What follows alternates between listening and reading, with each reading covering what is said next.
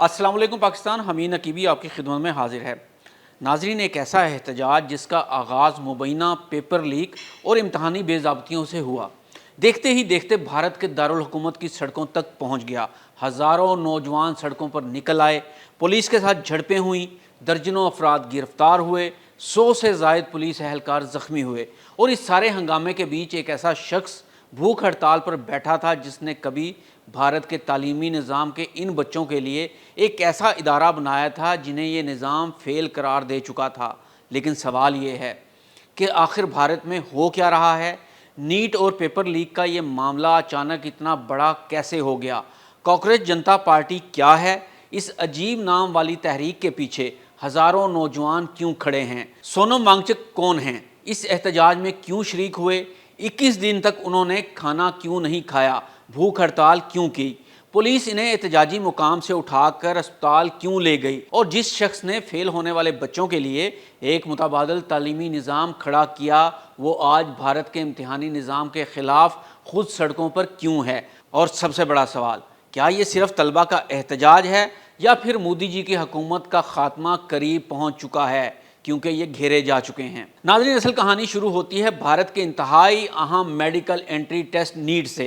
भारत में लाखों नौजवान डॉक्टर बनने के ख्वाब के साथ इंतहाई सख्त मुकाबले के इम्तहान में बैठते हैं। इसलिए जब इम्तहानी निज़ाम में पेपर लीक, बेज़ाब्तियों और शफाफियत पर सवाल उठते हैं तो ये सिर्फ एक इम्तहान का मसला नहीं रहता, बल्कि लाखों ख़ानदानों के मुस्तकबिल का मसला बन जाता है। इसी गुस्से से एक नौजवानों की तहरीक उभरी जिसका नाम रखा गया कॉकरोच जनता पार्टी यानी CJP। ये कोई रवायती सियासी जमात नहीं बल्कि एक तंजिया नाम से शुरू होने वाली जेन ज़ी तहरीक है। नौजवानों ने मुबैना तौर पर इन्हें कॉकरोच कहने वाले सियासी बयानिए को ही एहतजाज की शिनाख्त बना लिया। मुतालबा था कि इम्तहानी निज़ाम में बेज़ाब्तियों की ज़िम्मेदारी कबूल की जाए और मरकज़ी वज़ीर तालीम धर्मेंद्र प्रधान इस्तीफ़ा दें। लेकिन फिर इस तहरीक में एक ऐसा नाम शामिल हुआ जिसने पूरे एहतजाज की अहमियत बदल कर रख दी। सोनम वांगचुक सिर्फ एक समाजी कारकुन नहीं, वो इंजीनियर, मोजद, माहिर तालीम और माहौलियाती कारकुन हैं। लद्दाख में इनका नाम तालीम, माहौल और मुकामी लोगों के हकूक़ की जदोजहद के साथ जुड़ा हुआ है और इनकी सबसे बड़ी पहचान है SECMOL, student educational and cultural movement of Ladakh. ये कोई आम स्कूल नहीं, ये एक ऐसा तालीमी मॉडल है जो इस बुनियादी ख्याल को चैलेंज करता है कि अगर बच्चा इम्तहान में फ़ेल हो गया तो वो ज़िंदगी में भी नाकाम है। सेकमोल की बुनियाद 1988 में लद्दाखी नौजवानों ने रखी।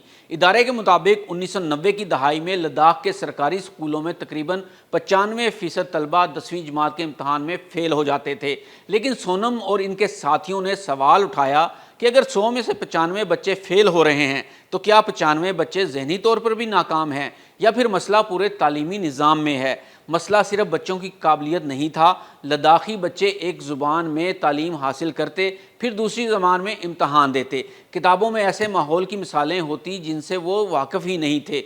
इसके नतीजे में बच्चे अपनी सलाहियत के बावजूद इम्तहान में नाकाम हो जाते थे। इसलिए सेकमोल ने एक बिल्कुल मुख्तलिफ रास्ता इख्तियार किया। इसका फाउंडेशन ईयर ख़ास तौर पर ऐसे नौजवानों के लिए है जो 10वीं जमात में फ़ेल हो गए हों, स्कूल छोड़ चुके हों या रवायती तालीम से बाहर रह गए हों।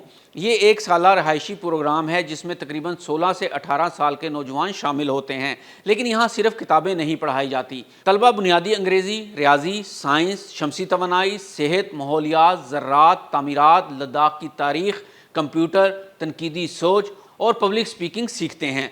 और हैरान कुन बात यह है कि तलबा ख़ुद कैंपस चलाने में भी हिस्सा लेते हैं। बागबानी, जानवरों की देखभाल, सफाई, मुरम्मत और रोज़मर्रा इंतज़ाम, यानी तालीम सिर्फ क्लासरूम में नहीं बल्कि फ़ील्ड में दी जाती है। ये इदारा शमसी तवानाई से चलने वाले माहौल दोस्त कैंपस में कायम है, जहाँ तलबा, स्टाफ और रज़ाकार एक साथ रहते हैं, काम करते हैं और सीखते हैं। और यहाँ एक और अहम बात, ये कोई ऐसा इदारा नहीं जहां भारत के हर हिस्से से फेल होने वाला बच्चा आकर दाखिला ले सकता है। सेमकोल के तवील मुद्ती प्रोग्राम बुनियादी तौर पर लद्दाख के नौजवानों के लिए हैं और फाउंडेशन ईयर के लिए लद्दाखी ज़ुबान समझना भी ज़रूरी है। यानी सोनम वांगचुक का पूरा फ़लसफ़ा ही ये है कि एक इम्तहान इंसान की पूरी सलाहियत का फ़ैसला नहीं कर सकता, और यही फ़लसफ़ा इन्हें आज के एहतजाज तक ले आया है। 28 जून को सोनम वांगचुक ने दिल्ली के जंतर मंतर पर CJP के एहतजाज में शमूलियत इख्तियार की और भूख हड़ताल शुरू कर दी। मुतालबा था कि इम्तिहानी बेज़ाब्तियों पर जवाबदही हो और वज़ीर तालीम इस्तीफ़ा दें।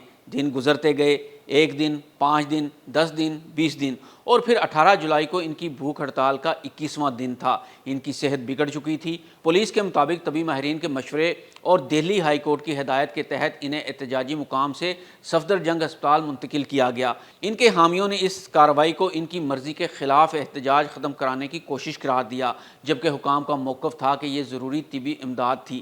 ہسپتال نے بتایا کہ طویل فاقے اور پانی کی کمی کے باعث انہیں نگرانی کی ضرورت تھی، لیکن یہاں حکومت شاید ایک چیز کا اندازہ نہیں لگا سکی۔ سونم وانگچک کو احتجاجی مقام سے ہٹانے کے بعد احتجاج ختم نہیں ہوا، بلکہ غصہ مزید بڑھ گیا۔ 20 جولائی کو سی جے پی نے پارلیمنٹ کی طرف مارچ کا اعلان کیا۔ پولیس نے اجازت نہیں دی، دہلی میں رکاوٹیں لگائی گئیں، سیکیورٹی سخت کی گئی، اور جب مظاہرین آگے بڑھنے کی کوشش کرنے لگے تو پولیس اور احتجاج کرنے والوں کے درمیان جھڑپیں شروع ہو گئیں۔ پولیس کا کہنا ہے کہ مظاہرین نے پتھراؤ اور توڑ پھوڑ کی، جبکہ مظاہرین پولیس پر طاقت کے زیادہ استعمال کا الزام لگا رہے ہیں۔ رپورٹس کے مطابق 100 سے زیادہ پولیس اہلکار زخمی ہوئے اور درجنوں مظاہرین کو حراست میں لے لیا گیا ہے۔ اور اب تازہ صورتحال یہ ہے کہ 21 جولائی کو سی جے پی کا احتجاج جنتر منتر پر جاری ہے، لیکن تنظیم نے فی الحال پارلیمنٹ کی طرف نیا مارچ نہ کرنے کا اعلان کیا ہے۔ احتجاج کے رہنما اب بھی وزیر تعلیم کے استعفے کا مطالبہ کر رہے ہیں، جبکہ پولیس کارروائی اور گرفتاریاں بھی سیاسی تنازع کا حصہ بن چکی ہیں۔ یہاں سے معاملہ صرف نیٹ تک محدود نہیں رہا، اب یہ سوال بھارت کے نوجوانوں کے درمیان پھیل رہا ہے کہ اگر امتحان ہی شفاف نہ ہوں تو محنت کا کیا فائدہ؟ اگر پیپر لیک ہو جائے تو لاکھوں طلبہ کا وقت اور پیسہ کون واپس کرے گا؟ اور اگر احتجاج کرنے والے نوجوان سڑک پر نکلیں تو کیا حکومت انہیں سننے کی بجائے پولیس بھیجے گی؟ اسی وجہ سے یہ احتجاج مودی حکومت کے لیے سیاسی طور پر اہم بنتا جا رہا ہے۔ یہ کہنا یہاں پہ درست ہوگا کہ بھارت میں مودی حکومت کے خلاف ملک گیر بغاوت شروع ہو چکی ہے، کیونکہ پنجاب سے بھی بغاوت کی بو آ رہی ہے اور وہاں سے بھی جتھوں نے دہلی کا رخ کرنا شروع کر دیا ہے۔ لیکن یہ ضرور ہے کہ ایک نوجوان کی تحریک جو تنزیہ نام کے ساتھ سوشل میڈیا سے نکلی، اب دارالحکومت میں ہزاروں افراد کو سڑک پر لے آئی ہے، اور اس احتجاج کو ایک غیر معمولی اخلاقی وزن سونم وانگچک نے دیا ہے، کیونکہ جو شخص ساری زندگی یہ کہتا رہا کہ فیل ہونے والا بچہ لازماً ناکام نہیں ہوتا، وہ آج یہ سوال اٹھا رہا ہے کہ اگر پورا امتحانی نظام ہی شفاف نہ رہے تو پھر طالب علم کی کامیابی اور ناکامی کا فیصلہ کون کرے گا؟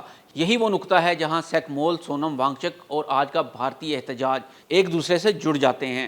ایک طرف وہ تعلیمی نظام کے خلاف آواز اٹھا رہے ہیں جو بچوں کو صرف نمبروں سے ناپتا ہے، دوسری طرف وہ ایسے نظام کے خلاف احتجاج کر رہے ہیں جس میں نوجوانوں کو خدشہ ہے کہ ان کی محنت کا فیصلہ شفاف طریقے سے نہیں ہو رہا۔ اور اب بھارت کے سامنے اصل سوال یہی ہے کہ کیا یہ احتجاج صرف ایک وزیر کے استعفے تک محدود رہے گا، یا پھر یہ ہندوستان کے نوجوانوں کے اس بڑے بحران کی علامت بنے گا جہاں لاکھوں بچے برسوں امتحانات کی تیاری کرتے ہیں، لیکن ایک پیپر لیک، ایک بے ضابطگی اور ایک غلط نظام ان کے پورے مستقبل کو خطرے میں ڈال دیتا ہے۔